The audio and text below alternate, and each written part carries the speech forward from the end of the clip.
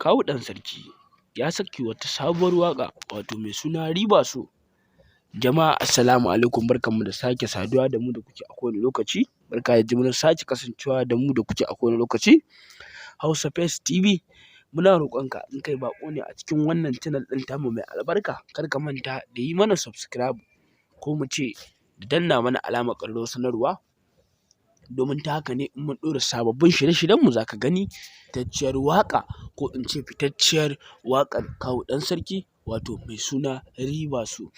ya sake ta ne a 2022.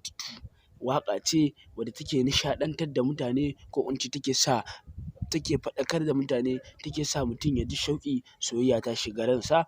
sabida fitacciyar waƙa ko in ce wannan fitaccen album da ya saka na 2022 ya yi ne don masoyansa ko in ce don masu bibiyarsa a YouTube channel ɗinsa wato mai suna Kawu ɗan sarki YouTube. Muna roƙonka in kai baƙo ne a cikin wannan channel ɗin tamu mai albarka, kar ka manta da yi mana subscribe da danna mana alamar ƙararrawar sanarwa, domin ta haka in mun ɗora sababbin shirye-shiryenmu za ka samu damar gani.